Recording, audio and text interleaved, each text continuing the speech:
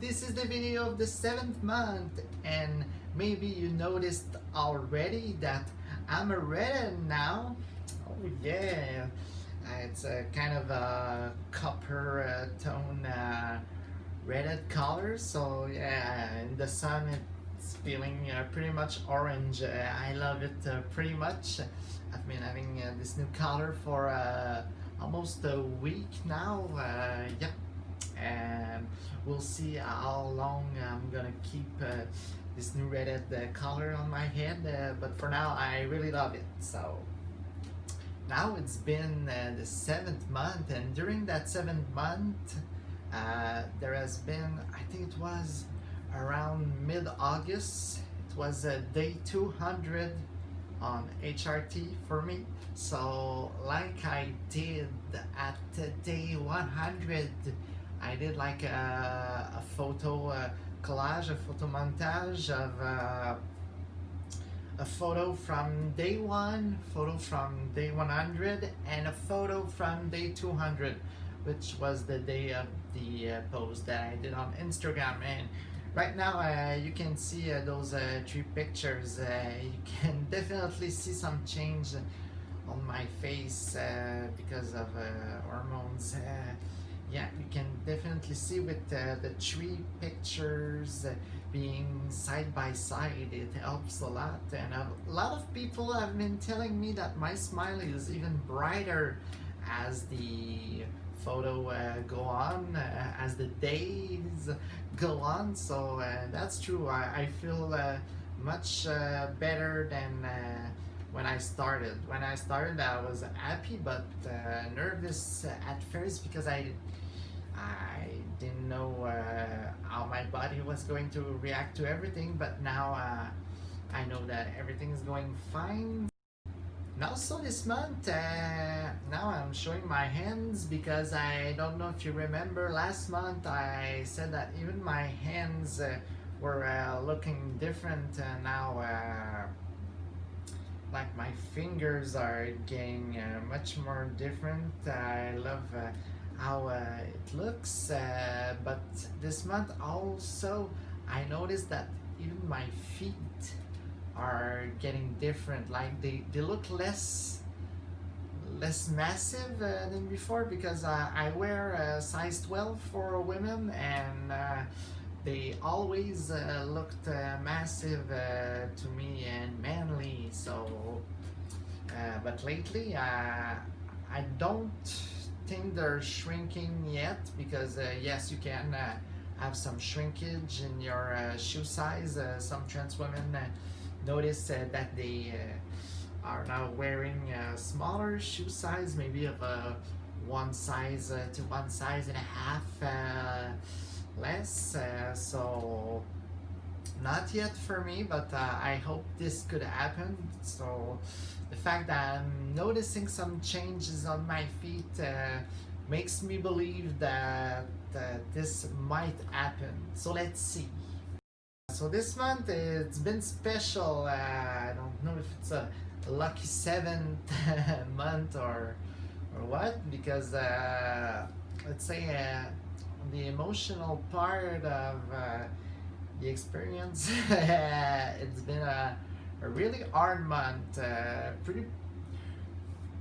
pretty emotional month on some personal point.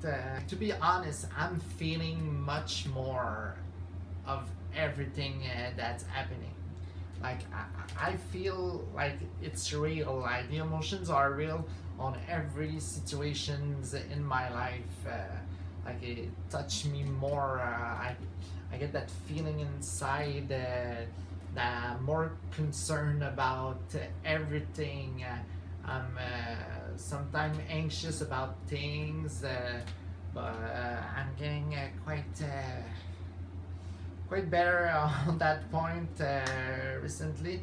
But yeah, it's been a pretty emotional month, and it's hormones. You have to you have to admit it's not a small task to take hormones, especially on the emotional sides of things. But I'm getting used to it pretty much more, but yeah, I knew it was going to be maybe hard, maybe like a kind of a roller coaster of emotions as the weeks go on. But living it is different than just thinking about what's going to happen. So yeah. On the boob side of the month, let's say that, because of course they are still growing, and I'm gonna say I'm not a small A cup anymore. I'm a big A cup right now. Not quite a B cup, but the thing is, I have a couple of bras from different size already. Like I know that my boobs are going to grow, they're going to morph, so I have different size already in my clothes. So I've been noticing that the smaller ones, the one that are let's say size small or size A cup, are getting tight on me. So I'm about to outsize a bra or two, maybe in what I have, but not yet. So yeah, busy month, busy 7th month, and there's another subject I want to talk about. It's been a while that I wanted to talk about this. It's something that we talk a lot between trans friends. Let's say, how can I call this? Hey man, you know I'm gonna tell you something, bro, and you know, dude, what happened? So yeah, I want to talk about gendering language, or maybe let's say misgendering language. Like, people use words like man, yo, dude, bro too often, and they don't even notice that they're using those words too much, because they're using it so much actually with everyone, with men's or women's, and let me say, those people who use those gendered words are mostly men's, but women's also. For my experience, it's been mostly people who knew me before my transition, so they were already used to using those words in most of their sentences, and well, they haven't done the switch yet. I'm not saying that everyone is not making any effort to get that changed, because some of my friends sometimes notice that they are using those words too much, and they are correcting themselves mid let's say mid conversation, like saying, oh my god, am I calling you bro too much? And I'm like, yeah, I think it can show in my face that I'm exhausted about it, but it's alright.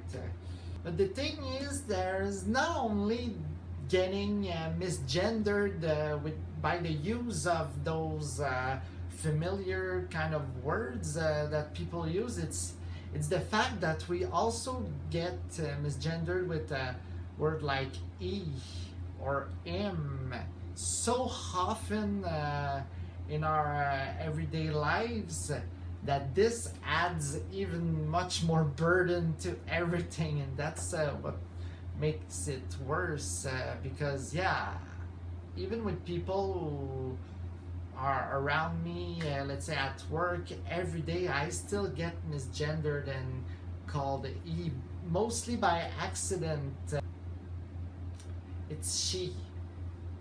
Some people are not even paying attention sometimes. It's her. It's her. The weirdest thing I have to say is getting misgendered in the same sentence that they use your correct name, like being called Elizabeth and called him in the same sentence. Like I'm just gonna give you an example of what happened. what happened is like we are three. There is me, there is the person who's going to misgender me, and then there is a third person in the conversation.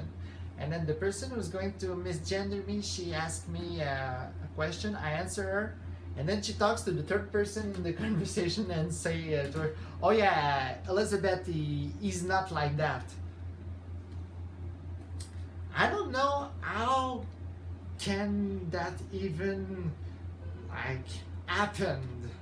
Anyway, how can your brain react to saying my name Elizabeth and E in the same sentence? That's what we have to live with almost every day of our lives. I'm not saying it happens to every trans every day, but for some it can be really exhausting. Yeah.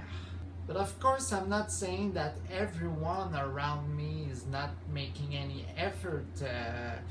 People around me are making efforts, like not having me to correct them. Like people are making efforts to gender me correctly, and those people know who they are. And thank you to those people. And those people will still get the mistakes sometime. I know we're going to get there. I know everything's gonna be perfect one day. So that's it for this video of this 7th month. If you liked it, just subscribe to the channel. That would make me really happy. So and you can also subscribe to my Instagram page. It's Ellie to the P with underscores in between every word. I'm probably going to put it in the description or somewhere in the editing. So yeah, that's it for the 7th month. I hope you liked it. See you next month at the beginning of October for the video of the 8th month. So bye everybody.